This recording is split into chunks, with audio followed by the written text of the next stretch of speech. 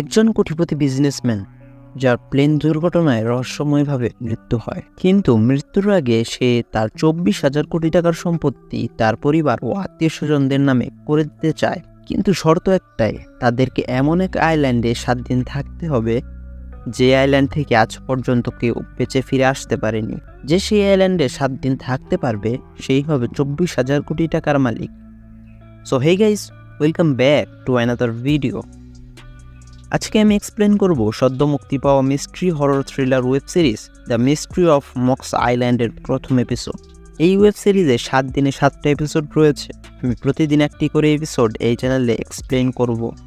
So যদি এই web সিরিজের এক্সপ্লেন আপনাদের ভালো লেগে থাকে তাহলে ভিডিওতে একটা লাইক দিয়ে চ্যানেলটি সাবস্ক্রাইব করে পাশে থাকা বেল আইকন অল সেট করে দিন। তো বেশি কথা না বলে মূল ভিডিও শুরু করা যাক। এপিসোডের শুরুতে আমাদেরকে একটা বাচ্চাকে দেখানো হয় যে মাঠে ছাগল রাখছিল। সে দেখতে পায় একটি প্লেন ক্র্যাশ করছে। পরক্ষণে এই খবরটি সারা গ্রামে ছড়িয়ে পড়ে এবং পরের সিনে আমরা দেখতে পাই নিউজে বলা হচ্ছে বিখ্যাত বিজনেসম্যান এবং সায়েন্টিস্ট ডক্টর বিশওয়াক সেন প্লেন দুর্ঘটনায় মারা গেছে। এবং আমাদেরকে আরও বলা হয় ডক্টর বিশওয়াক সেনের এত হাজার কোটি টাকার মালিক এখন কে হবে। এরপর সিন শিফট হয় ভিকির ওপরে। তার স্নাইপারের ইয়াম একটা মহিলার ওপর ছিল এবং ভিকির বস তাকে ফায়ার করতে বলে, কিন্তু তখনই মহিলার কাছে একটা বাচ্চা চলে আসে এবং বাচ্চা দেখে ভিকির ছোটবেলার স্মৃতি মনে পড়ে, যার কারণে সে ফায়ার করে না। তো ফায়ার না করায় তার বস তাকে মারতে তার পিছু নেয় এবং তাকে গুলি করতে থাকে। এক সময় ভিকি তার বসের পিছু ছাড়িয়ে তার বাড়ির এসে পৌঁছায় এবং বাড়িতে এসেই টেবিলের ওপর একটা চিঠি দেখতে পায়। চিঠিতে লেখা ছিল, প্রিয় বিক্রম, আমি তোমার পিতা বিশওয়াক সেন। আমার মৃত্যুর পর আমার সকল সম্পত্তির মালিক এখন তুমি। তোমার সকল সম্পত্তি বুঝে নিতে তোমাকে নিকোবরে আমার মক্স আইল্যান্ডে আসতে হবে। এবং তারপর আমরা দেখতে পাই এরকম চিঠি আরও অনেক লোকের কাছেই পাঠানো হয়েছে এবং তাদেরকেও সম্পত্তির জন্য ওই মক্স আইল্যান্ডে আসতে বলা হয়েছে।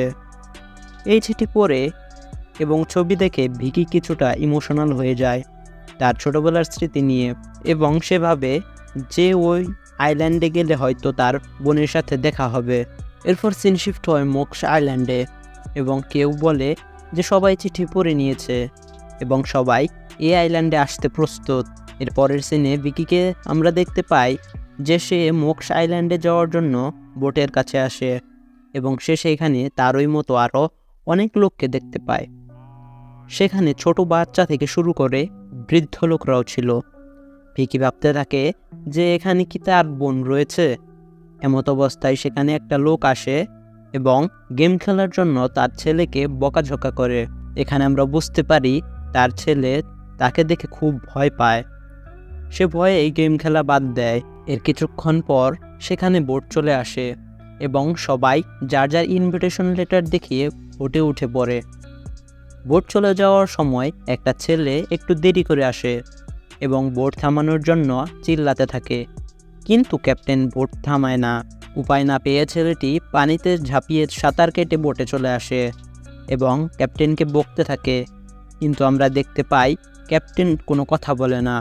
সে কিছুটা রোবটের মতোই চুপ হয়ে থাকে। বোট আইল্যান্ডে যাওয়ার আগে ভিকি গোপনে সবার একটা করে ছবি তুলে নেয়, কারণ তার সন্দেহ হয় যে এখানে কোনো না কোনো গোলমাল রয়েছে। অনেকক্ষণ পর বোট মক্স আইল্যান্ডে এসে পৌঁছায় এবং সার্ভেন্টরা তাদেরকে গাড়িতে করে একটা রিসোর্টে নিয়ে যায়। রাস্তায় সবাই এই আইল্যান্ডের প্রকৃতি উপভোগ করলেও দাদিমা বুঝতে পারে এখানে কিছু গড়বড় রয়েছে। এরপর তারা রিসোর্টে পৌঁছালে মায়া নামের একটা মেয়ে তাদেরকে স্বাগত জানায় এবং বলে সে বিশওয়াক সেনের সেক্রেটারি। সে আরও বলে যে আপনাদের মনে যে প্রশ্ন রয়েছে তা কিছুক্ষণ পরেই আপনারা বুঝতে পারবেন। এরপর মায়া তাদেরকে ভিতরে নিয়ে যায় এবং সবাইকে একটা রুমে বসিয়ে ডক্টর বিশওয়াক সেন এর মৃত্যুর আগে করা একটি ভিডিওর হলোগ্রাম দেখায়, যেখানে ডক্টর বিশওয়াক সেন বলে আমার সম্পত্তি রয়েছে 24,000 কোটি টাকার, যেটা শুনে রুমের সবাই অবাক হয়ে যায়। ডক্টর বিশওয়াক সেন আরও বলে যে সে তার এই সম্পত্তি সবার মধ্যে সমানভাবে ভাগ করে দেবে কিন্তু তার একটা শর্ত রয়েছে যে এই আইল্যান্ডে 7 দিন থাকতে পারবে সেই এই টাকা পাবে। হলোগ্রাম ভিডিওর শেষে মায়া সবাইকে বলে, আপনাদের উপর আমরা নজর রাখবো, আপনাদের মধ্যে যে কোনো একজনকে আমরা পিএস গ্রুপ এর কোম্পানির সিইও বানাবো। এখন আপনাদের মধ্যে কে কে এই আইল্যান্ডে থাকবেন না তারা চলে যেতে পারেন।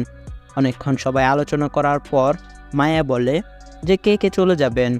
তখন এক দম্পতি বলে, আমাদের টাকার কোনো লোভ নেই, আমরা এখান থেকে চলে যাচ্ছি। এরপর একজন বলে, মাত্র 7 দিনই তো, 7 দিন এখানে থাকলেই কোটি টাকা পাওয়া যাবে। আরেকজন বলে, যত কম লোক তত টাকা পাবো। এরপর সার্ভেন্টরা যার যার রুমে তাদেরকে নিয়ে যায়।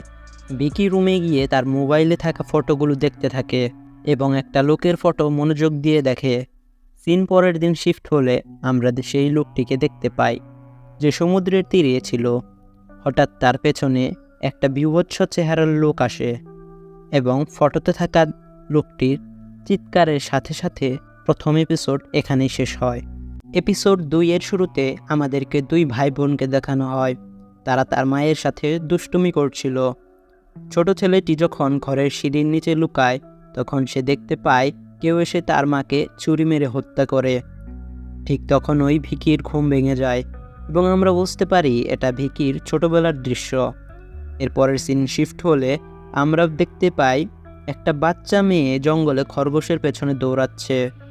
বাচ্চা মেয়েটিকে কোনো এক ভয়ঙ্কর চেহারার লোক ফলো করছিল। এরপর বাচ্চাটি দৌড়াতে দৌড়াতে জঙ্গলের রেস্ট্রিক্টেড এরিয়ার কাছে চলে আসে। রেস্ট্রিক্টেড এরিয়ায় আমরা কারো একটা কাটা পা দেখতে পাই। বাচ্চা মেয়েটি রেস্ট্রিক্টেড এরিয়ায় যাবে, ঠিক তখনই একটা সার্ভেন্ট এসে বাচ্চা মেয়েটিকে নিয়ে যায়। এরপরের সিনে আমরা ভিকিকে দেখতে পাই। সে জঙ্গলে জগিং করছিল এবং সবার ওপর নজর রাখছিল। সে দেখতে পায় কতগুলো সার্ভেন্ট কোথাও যাচ্ছে। এদিকে ভেঙ্কট নামের একজন লোক জগিং করছে এবং অন্যদিকে ভিকি আরও দেখে যে মায়া সমুদ্রে স্নান করছে। এরপরের সিনে আমরা ভিকিকে দেখতে পাই। সে হোটেলে এসে সবাইকে দেখে এবং ভাবে এখানে তার বোন কে হতে পারে। এরপর ভিকি ওই আন্টির কাছে গিয়ে বসে এবং তাকে জিজ্ঞাসা করে যে ডক্টর বিশ্বক্সেনের সাথে আপনার কি সম্পর্ক। তখন আন্টির কথার সাথে সাথে সিন অতীতে শিফট হয়।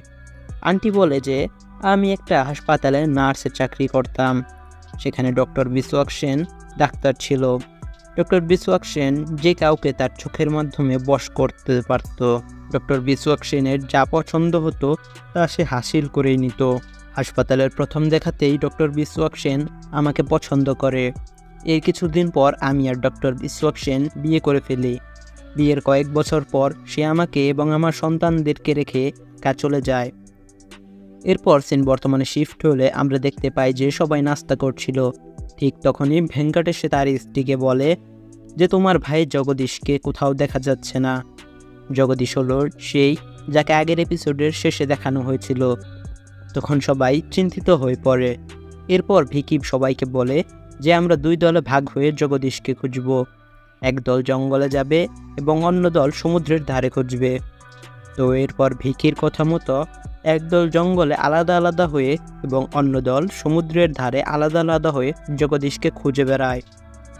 কয়েকজন আবার রিসোর্টের সার্ভেন্টদের জিজ্ঞাসা করে, কিন্তু সেখানে কেউ কোনো কথা বলে না। সবাই রোবটের মতো চুপচাপ যার যার কাজ করছিল। এরপর ভিকি জগদীশকে খুঁজতে খুঁজতে মায়ের কাছে আসে এবং বলে জগদীশ হারিয়ে গেছে।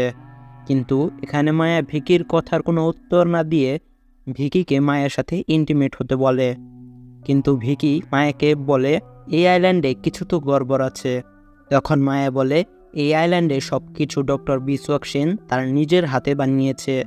এই আইল্যান্ড ডক্টর বিশ্বক সেনের কথা মতোই চলে। এরপরের সিনে আমরা দেখতে পাই যে একজন সার্ভেন্ট একটা বাথরুমের ভিতরে চলে আসে। সেখানে একজন মহিলা স্নান করছিল। তখন মহিলাটি চিৎকার করে এবং সবাই ওই সার্ভেন্টকে মারতে যায়। কিন্তু ওই সার্ভেন্ট বলে যে সে অন্ধ, সে চোখে দেখতে পায় না। তখন সবাই তাকে চেক করে এবং দেখে যে সত্যিই সে অন্ধ। এরপর তারা তাকে ছেড়ে দেয়। এদিকে আমাদের একটা ছেলে এবং তার কাজিনকে দেখানো হয়। তারা জগদীশকে খুঁজছিল। তখন ওই মেয়েটি তার কাজিনকে বলে যে তার কোনো সমস্যা নেই, সে তার সাথে যা ইচ্ছা তাই করতে পারে। মানে এক কথায় এখানে তাকে ঘনিষ্ঠ হতে বলছে, কিন্তু ছেলেটি না করে এবং দ্রুত সেখান থেকে চলে যায়। এদিকে আরও একজন ছেলে ও মেয়েকে দেখানো হয়, তারাও জঙ্গলে জগদীশকে খুঁজছিল। তাদেরকে ওই বিভৎস চেহারার আদিবাসী ফলো করছিল। এরপরের সিনে আমরা মায়া আর ভিকিকে দেখতে পাই। এখানে ভিকি জগদীশের জুতার ছাপ দেখতে পায়। তখন সেখানে ভেঙ্কট ও তার স্ত্রী আসে।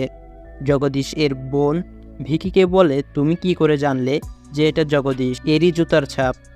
তখন ভিকি বুদ্ধিমত্তার সাথে উত্তর দিলে জগদীশের বোনের সন্দেহ হয় এবং ভিকিকে প্রশ্ন করে যে তুমি কোথায় কাজ করো। ভিকি তার কথার কোনো উত্তর দেয় না। এরপর ভিকি মায়াকে বলে, আমরা যখন এখানে আসলাম তখন ভোট ছিল 2টি, আর এখন 1টি কেন?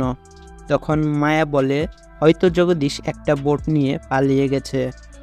এরপর রাত্রে আমরা ওই ছেলেকে দেখতে পাই, সে বাথরুমে বসেছিল। সে তার মোবাইলে রেকর্ড করছিল যে তার কাজিন কতটা স্বাধীন, যা ইচ্ছা তাই করতে পারে। কিন্তু আমি আমার বাবাকে খুব ভয় পাই, তাই নিজের ইচ্ছে মতো কিছুই করতে পারি না। তারপর আমরা বাইরে দেখতে পাই যে ওই ছেলের বাবাকে তার চাচা অর্জুন বলছে, এবার তো মার সাথে কথা বলো। কিন্তু সে বলে সে কোনো কথাই বলবে না তার মায়ের সাথে। এরপর আমরা ভেঙ্কট ও তার স্ত্রীকে দেখতে পাই। তার স্ত্রী তাকে বলছিল, জগদীশ তো আমাদেরকে বলে যেতে পারতো। তখন ভেঙ্কট বলে যে সে কি করে বলবে, সে তো এখানে আসতেই চায়নি, আর এখানে তো নেটওয়ার্কও নেই। তারপর ডিনারের সময় ওই মেয়েটা তার মাকে বলে যে মা, তুমি যদি মারা যাও তাহলে কি আমরা টাকা পাবো না? মেয়েটির এমন কথা শুনে সবাই অবাক হয়ে যায়। এরপর সিন শিফট হয় 3য় দিন সকালে। আমরা বেকিকে দেখতে পাই তার টেবিলের সামনে সবার ফটো টানানো রয়েছে এবং তার কাছে একটা বন্দুকও রয়েছে। তারপর যখন সে জানালা দিয়ে উঁকি মারে, সে দেখতে পায় একজন সার্ভেন্ট জঙ্গলে কোথাও যাচ্ছে। তখন ভিকি ওই সার্ভেন্টের পিছু নেয়। ভিকিকে আবার জঙ্গলে যেতে দেখে ফেলে ভেঙ্কটের স্ত্রী। হঠাৎ ভিকি ওই সার্ভেন্টের পিছু করতে করতে একসময় ওই সার্ভেন্ট উধাও হয়ে যায় এবং ভিকি জঙ্গলের সেই রেস্ট্রিক্টেড এরিয়ায় কাছে যায় এবং ভাবে জঙ্গলে এমন কি হচ্ছে, এখানে কী বা করা হচ্ছে। ঠিক তখনই ভিকি একটা চিৎকার শুনতে পায় এবং দ্রুত দৌড়ে সেখানে যায়। ভিকি সেখানে পৌঁছালে সে দেখতে পায় একটা ডেড বডি সমুদ্রের ধারে পড়ে রয়েছে। এর ওই সাথে 2 নম্বর এপিসোড এখানেই শেষ হয়ে যায়। এরপরের 3 এবং 4 নম্বর এপিসোড খুব তাড়াতাড়ি আসবে। আশা করি এই ওয়েব সিরিজ এর এক্সপ্লেন আপনাদের ভালো লেগেছে। যদি ভালো লেগে থাকে তাহলে একটা কমেন্ট করে যাবেন। আজকের মতো আমি এখানেই বিদায় নিচ্ছি। খোদা হাফেজ।